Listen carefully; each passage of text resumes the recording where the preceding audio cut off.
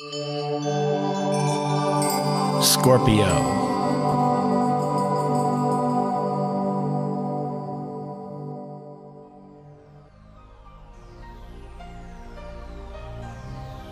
Scorpio, this is your forecast now that we're looking at for April 2015.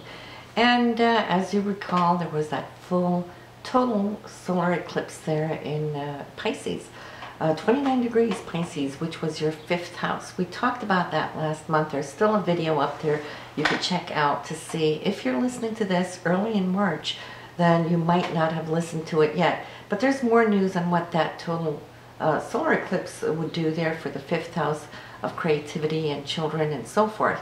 But here now, April, we're having another total eclipse. This time it's a lunar eclipse, and it is showing up here in your 12th house for the subconsciousness. It's more your inner spiritual self, and the moon, of course, as opposed to the sun, has more to do with the emotional self. So there's a cleansing going on here subconsciously, internally, that I feel now that you might be completing something of importance, but what it will do for you. See, an eclipse has like the power of 3 moons coming in together, so it's like the supersonic highway is opening up as a consequence in this area. It's in the sign of Libra. Libra stands for harmony, balance, love, and beauty. And so you will come to see that something will come to you. Normally, they say it takes like a month to a day before that eclipse can actually manifest in its fullness exactly what it's going to do for you. But within that time, you will come to see that something is lifting, something is opening, and so it will be exciting to see what it's going to do there for you. That is on April 4th. Now we have the new moon this month for you in the 6th house for your day-to-day routines and looking into how you can improve your schedules. Some of you might have just been so super busy here, Scorpio, and this month too, I feel, is going to be busy because we have the Sun, Mercury, Uranus, and the new moon in your 6th house for all those routines that you need to nitpick and get up to spiff with. So there could be deadlines coming in. A lot of this is also angling up to Jupiter in your 10th house for career. So you'll see, and that's the sister sign of the Aryan energy that you're going to be feeling this month. So I'm feeling there might be a break because Jupiter is being supportive to it, and yet at the other end of it, it's also completing something that feels a little pressing for you. We're going to look at the astro calendar inside of this video this month. I did it separately on a separate video last month, and some of you loved that. And thank you for all that feedback. Others have voiced that they love to have it inside the videos. I'm going to do both, so I can make both groups happy there. So we're going to be talking about now what's coming up. There's lots of transits this month, so you'll come to see how things are going to be playing off here on each other. We have a relationship here month for you, Scorpio, because both Venus and Mars are transiting through your 7th house of relationship. And so that is romantic energy going on there. Maybe some of you will be blessed to share more time with your partner this month, and also feeling that you have time to balance out, talk things through, initiate new beginnings as well. And Venus being in Taurus is a double whammy because Venus rules Taurus. So in that sense, you have more beauty coming through, shining through here, and also from your partner, as Mars too is in Taurus. It starts off 0 degrees here on April 1st, so it's going to spend some good time there, also getting the best out of that Taurian energy, which is Venus ruled. So this Mars gets to play here with actually a triple Venus. Mars in Taurus, Venus ruled. Venus is in the 7th house, which is also Venus ruled, and Venus in Taurus, Venus ruled. So a lot of love, in other words, this month. And that's balancing out a lot of the day-to-day routine that you're looking at. And you might also be researching something that has to do with diets and health and getting back into shape, because that's the sixth house, and this is where the majority of the planets are right now. But Jupiter, now still in your 10th house, is going to be picking up speed as it goes direct on April 8th. So you will see that you will start picking up a lot of speed in your career. The last 4 to 5 months has been all about perhaps maybe catching up on things because it's been retrograde, working through more details, reviewing and so forth. But now new things coming to the table after April 8th. Saturn in your 2nd house for money and income. This is going to be doing its job over the next 2 or more years now, 2.5 years, of wanting to structure your income basis. And I see you standing up with your pride and your dignity and speaking for those things that you know you're worth, and taking on the challenge of your worth. The 2nd house isn't just about money, it's about dignity and self-esteem as well. So Saturn here really wants to bring those things that you know you deserve, and doing it with a Sagittarian energy, which is Jupiter ruled, by the way. So Jupiter here is wanting to support that you know you deserve, and so within the end of that Saturn cycle, you will just see how you've turned your financial situation around. But that's a long-term goal that you're working on right now. Pluto in the 3rd house, yes, your communication is powerful, it's strong. You can create a deep impact on the people you communicate with because of Pluto's position in the 3rd house. But you're coming into your own, you're coming into your power here, and many of you may not even realize the gravity that your words can hold. And this could be used for a lot of good things, for mentoring, bringing things forward as far as consciousness goes. So this is good. This is a strength that you have with you now under this long-term Pluto transit, Scorpio. But let's take a look at top of the month for you, because here we start out April 2nd. There's communication going on here that feels good. You are very clear, very straight, feeling solid and good. There's support around you. There's love around you. Both Saturn and Jupiter is coming in to listen to you, what it is you have to share, to speak, and you're feeling that you are center stage for these two beautiful guardians to come in and embrace that love. Then we have on the 4th that total lunar eclipse, as we talked about earlier. On the 5th, though, there's a little bit of tension going on as the Sun and Pluto square up on each other. But don't get stuck in it. It is a fast-moving transit. The Sun, it's in 1 degree one day, and it moves on. So it's like, okay, recognize it, embrace it, let it go. And then there's some unexpected, nice, fun insight or news that can open up on April 6th. This is Mercury and Jupiter now having a beautiful trine.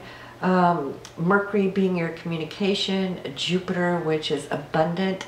So there might be some gifts coming or news being shared or communicated that's going to leave you feeling somewhat elevated.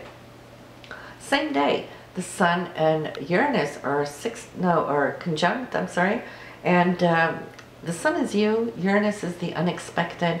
When they come together in a conjunction, which they do, only 1 day per year, well, that indicates a new growth cycle, okay? And it's happening on the very same day that this Mercury and Jupiter are together. So this is the beginning of a cycle that I feel that you will be actually appreciating deeply. And more of that good stuff to come. I feel it has to do with where you're at, choices you want to make, between your days, how you want to balance your days, and also how you want to work. And of course, Jupiter is expanding your career field. And that's a great thing, as long as it's not overdone, that it becomes overwhelming. So there might be something there as well. Now on the 7th and 8th, there might be a little tension going on either within you or in your surroundings. This is because Mercury is squaring off on that Pluto, and it's squaring off on Uranus, and that Uranus-Pluto square is still somewhat there in a difficult angle to each other. So Mercury might get in there and just not confuse things, but it might just get a little like that. You know, it's just low-key on this day. Mercury is coming and moving pretty quickly, but there might be a 2-day situation, the 7th and the 8th, because it's first hitting Pluto, then it's hitting on Uranus. On the 8th, though, Jupiter goes direct, and that is in your career house, so you'll feel doors are opening up and Jupiter being more supportive for you. Venus is going to be changing signs out of Taurus and into Gemini here on the 11th. So now Venus is going to be more communicative as far as your emotion goes. It's moving out of that 7th house, which you have shared now some time, extra time with your spouse or your partner. Now when it goes into Gemini, that's going to be your 8th house. So now we're looking more at shared resources. How do you share activities between the two of you? How much is the one partner doing as opposed to the other? And then also financially too, looking at how you can balance those things. But essentially, above and beyond that, it's also a deepening of your intimacy taking place from the 11th onwards, and you'll probably have that for the better part of maybe a month. On the 12th, Mars, your goal, your action, your direction, and determination is coupling up here with Neptune, your hopes, dreams, and your ideal vision. And so something here wants to prompt you forward. And Mars being here still in that 7th house of partnership, and Neptune being in the 5th house of children, or those things that you love to do when you have your leisure time, your hopes and dreams, and your self-expression and creativity and projects that you might be involved in. Well, I see action here between your partner and your children at this time that can be really, really exciting and good. On the 14th, Mercury is moving out of your relationship house, moving into that 8th house, and now it's going to be partying there with Venus. And so more communication on those deeper levels coming in. On the 16th, we have Pluto going retrograde, so he's going to sleep for the next 4 to 5 months. This is going to give you a little bit break from where you're transforming. That's what Pluto does. It transforms us. The area where you're transforming is that area of communication.